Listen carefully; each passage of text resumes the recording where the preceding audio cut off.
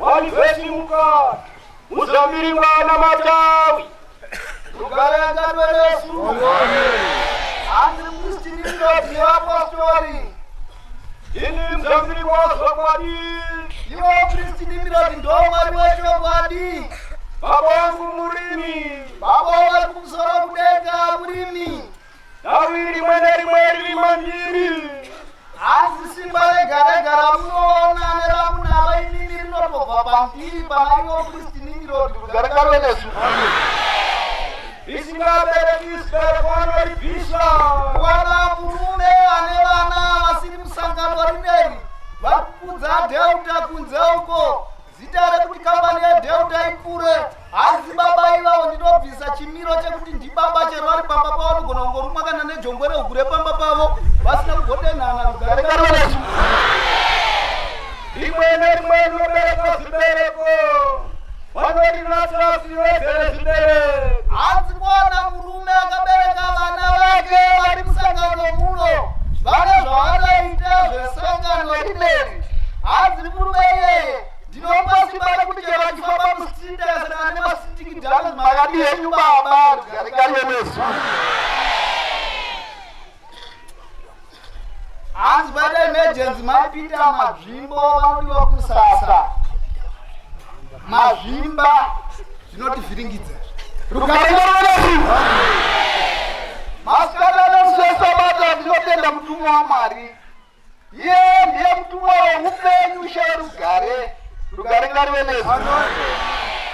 ana mai nanababa zvakona mutumwa waMwari achiuya kudai haana kuuya kuzotenda zvekwenda kuita mirefu asaka kuzotenda zvekwenda kumusoro kudenga kwaanobva iye rugarenganwe Yesu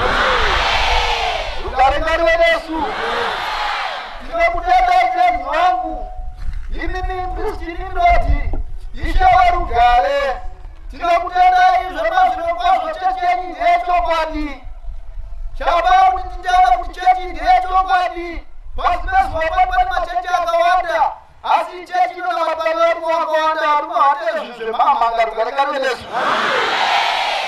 murume chevana vakadzifomba papakarana nenzara nhasi akakwana parikutabirwa mabhagi maine ufa aende banoti apane zvazvinondikwanira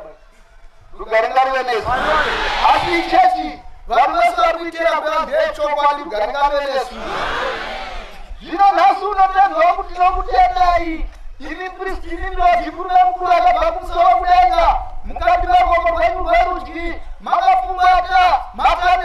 mapomborero kuti kana masvika pane vapostori venyu vakadai imi munosimudza ruoko rwenyu rwerudyi vese vanokutendai pamberi penyu vanonhonga mapomborero ematani anozovachengeta kumisha yavo rugarenganwe Yesu kuti vavese vasingatende pamberi pemurume pavanodzikisa ruoko rwavo rwerudyi pasi hama dzangu vavanobasa hamuzomuka munomuka asi munomuka zvipongwe midziyo yekugara yakasimba motomuka zvidzangara dzimu kunyika ito hamuchatoenda rugarenganwe Yesu ndinokutendai tenzi wangu vamweni kana tamuonai hatingakumbira zvinova zvakafanana nemakabhichi nemadomasi kana kukumbira zvinokosha zvakafanana nesilivheri nendarama hatingakumbira izvozvo ishe tinokumbira inini nekuti ndima yatumwa kubva kumusoro kudenga mukasiya maaka matura ekuvimbikira mweya yevanhu tenzi wangu tinokumbira isusu varume nemadzimai nevana vedu tinokumbira kuti chengetero mweya yedu ishe rugarenganwe Yesu tenzi wangu tinoda kukutendai izwi renyu ravakataura kumadzimai madzimai akateerera mazuva vakataura kuti dai munotsungirira muri pavarume venyu